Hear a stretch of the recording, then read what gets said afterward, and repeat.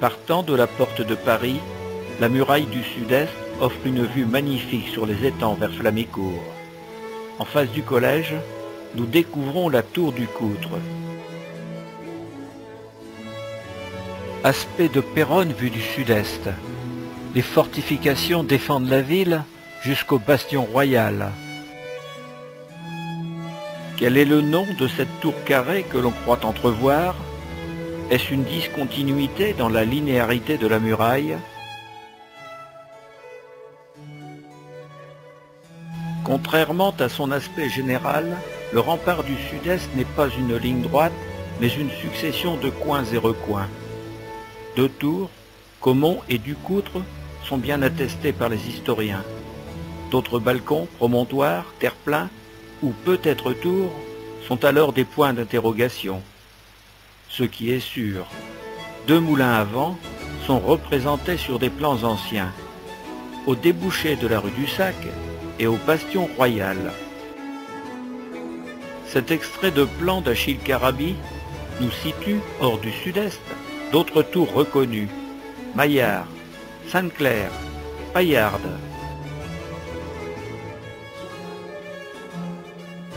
Le démantèlement de la ville est commencé en 1903. Cette photographie de mars 1914 nous présente les travaux lors de la suppression de la muraille du sud-est. Sur la gauche, on peut voir le collège.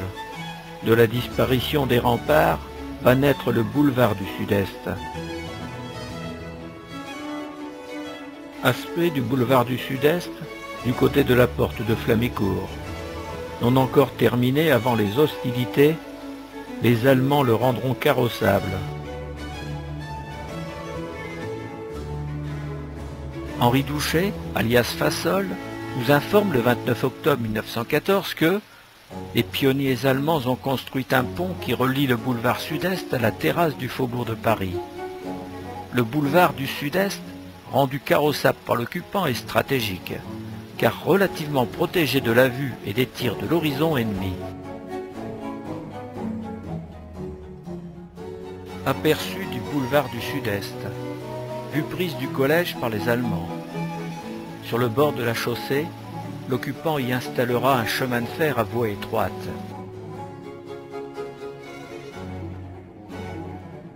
À son extrémité, près de la porte de Paris, les Australiens, après avoir libéré Péronne, ont renforcé le pont sur la Somme que les Allemands avaient édifié durant l'occupation. À droite de ce même pont de guerre, on peut distinguer la voie ferrée de 60 que les Allemands avaient construite à la même époque. Aspect du boulevard du Sud-Est en 1919. Remise en circulation, la voie ferrée le longeant part de Dompierre en Santerre pour aboutir à la gare des chemins de fer économiques du faubourg de Bretagne. Ce chemin de fer dangereux sera supprimé durant les années 30 après plusieurs accidents corporels.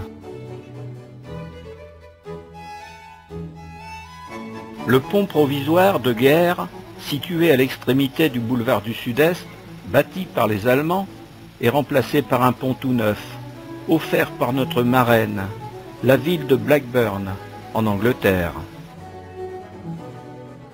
Sir Ramsay, maire de Blackburn, est invité par le maire de Péronne, Charles Boulanger, à assister aux cérémonies d'inauguration qui auront lieu le 24 octobre 1924.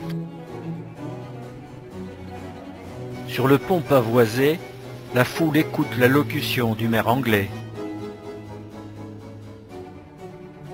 Sur la photographie officielle prise au milieu du pont, nous reconnaissons à droite le docteur Boulanger, maire de Péronne, puis Sir Ramsay en tenue d'apparat et son épouse, arborant tous les deux le collier honorifique de leur fonction. Suivent alors l'interprète Mademoiselle Coulombelle, professeur d'anglais au collège, et le sergent Massier de notre cité britannique. En l'honneur de notre ville marraine, ce pont sera appelé pont Blackburn.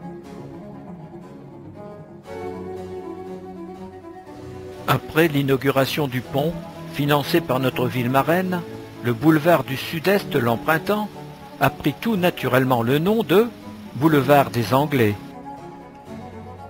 En ce lieu dit Port-le-Roi, où Louis XIV se baigna par 2 fois en 1654, une barque promène la petite famille.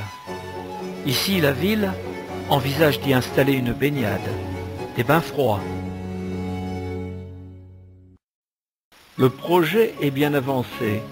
Monsieur et Madame Provost vont devenir les gérants du nouvel établissement, qui comportera une buvette et une pâtisserie et un solarium. Il faut remarquer que l'exposition plein sud y est exceptionnelle. Le roi Soleil ne s'y est pas baigné là, par hasard. Et puis, c'est aussi un lieu agréable de promenade, près des grands moulins, près des anciennes fortifications de la porte de Paris, l'ouvrage numéro 48. Ça y est, c'est fait. En août 1926, les gérants prennent possession du nouvel établissement de bains froids au solarium de Port-le-Roi, boulevard des Anglais.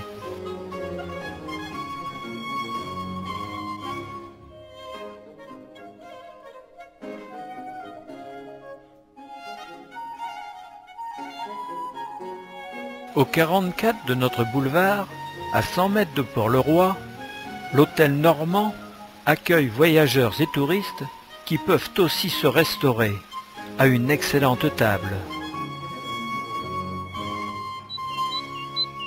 En se promenant tout au long du boulevard des Anglais, nous découvrons à perte de vue les étangs du Sud-Est et ses îlots de roseaux. Au fond, vers Flamicourt et tout le long de la berge, chemine la voie ferrée.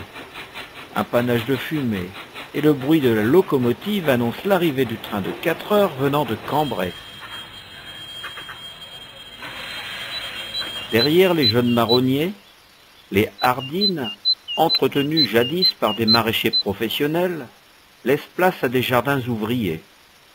Les légumes produits ici y sont toujours aussi excellents.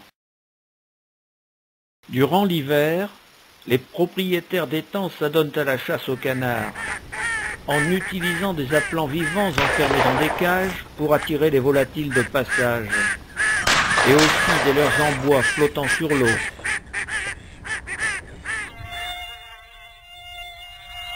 Les soirs d'été, dans le quartier, surtout quand le temps est à l'orage, n'ouvrez jamais la lumière de la pièce alors que la fenêtre est ouverte.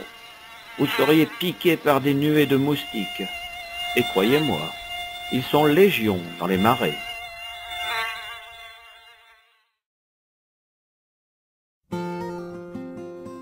Oublions ces petites bêtes et prenons un pot à la terrasse de l'hôtel Normand.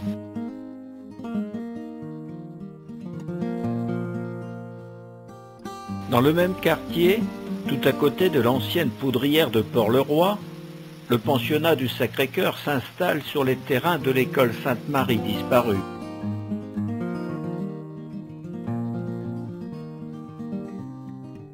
Au coin du boulevard des Anglais et de la rue des Naviages, le garage Lubin vous présente la nouvelle voiture idéale.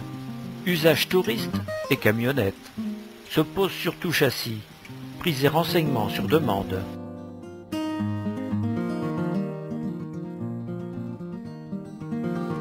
Au 16 du boulevard des Anglais, l'enseigne de l'horlogerie Bijouterie Veuve Caron nous indique que la maison assure les réparations et que c'est sa spécialité.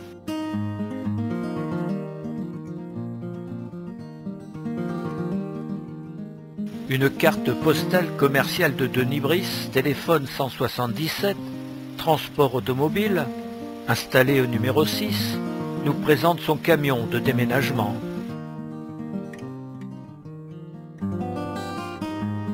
Tout à l'est, le nouveau groupe scolaire Béranger accueille les écoles communales des filles, des garçons, la maternelle et la cantine. Sur le devant, la voie ferrée de 60 est encore présente.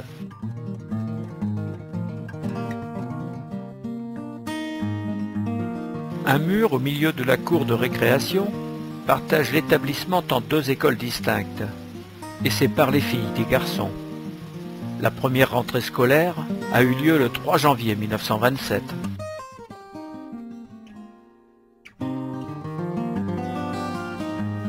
La piscine de Port-le-Roi sera fermée suite à une tragique noyade le 3 juin 1933 et au coûteux procès qui s'ensuivra, où la responsabilité de la ville sera mise en cause.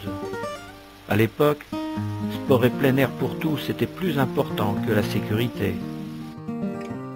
Au début de la Seconde Guerre mondiale, le 17 mai 1940, quelques obus allemands tomberont dans les Ardines lors du bombardement des bureaux du commandant militaire français de la place de Péronne, situé rue Puchotte. Lors de l'occupation allemande 40-44, il était inconcevable qu'un boulevard honore les Britanniques. Il sera donc débaptisé boulevard du Sud-Est, le temps du conflit, pour redevenir boulevard des Anglais.